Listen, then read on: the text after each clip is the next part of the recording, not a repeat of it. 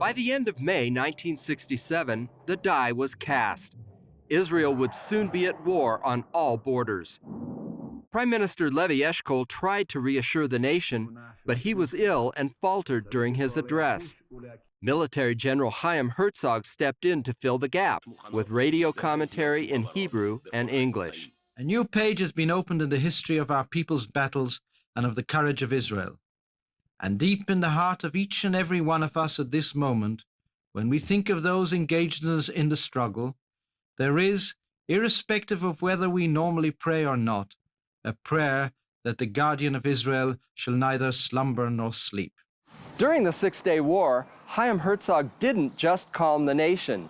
He became Israel's first military ruler over Judea and Samaria in more than 2,000 years. He was also a powerful presence as UN ambassador and later as president of Israel.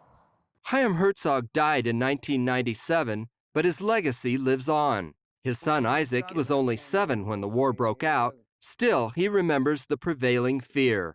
What we know is that there was a period of awaiting about 3 weeks before the war, where the national mood was Auschwitz. Israel is going to its second Holocaust. Whoever leaves last should turn off the light and leave the country. That was the mood. Isaac's older brother Michael, now a retired major general, was 15 at the time. He says there's no doubt Israelis were concerned about the nation's survival. So I still remember ourselves, like many other people in Israel, digging trench in our backyard because we expected that we'll be shelled, and we were shelled. Tel Aviv was shelled by the Jordanians during the Six-Day War. Young people who have abandoned the cafes of Dizengoff Street and the discotheque, the farm boys, the yeshiva students, the members of the youth movements, the boys of the immigrant townships, all are at this moment shoulder to shoulder fighting in the air, on the land, and on the sea for our right simply to live. You know what's interesting is we hear a lot today about the term fake news and that kind of thing.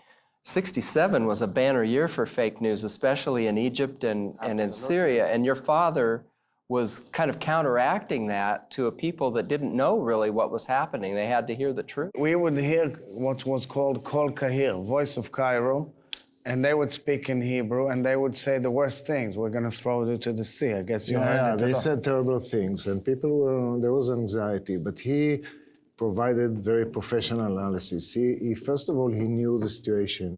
I am broadcasting from Jerusalem to the sound of heavy shelling.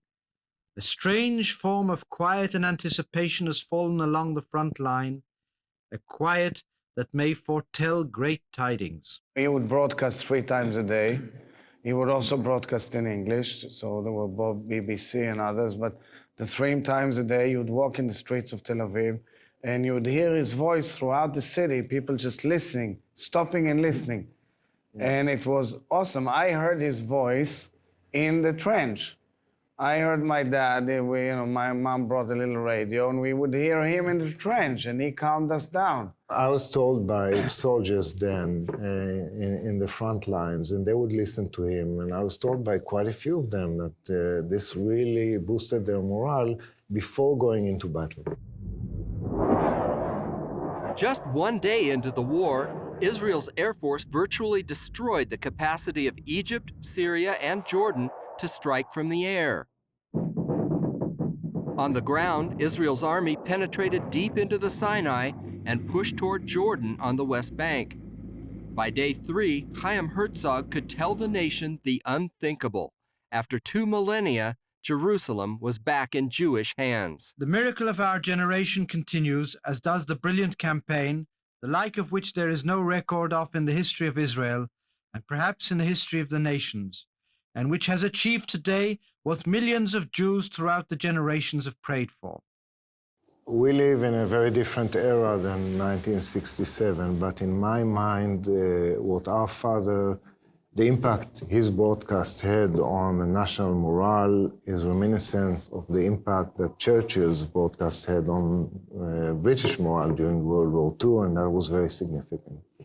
And indeed, the saying goes, Jerusalem is a gift of the whole land of Israel.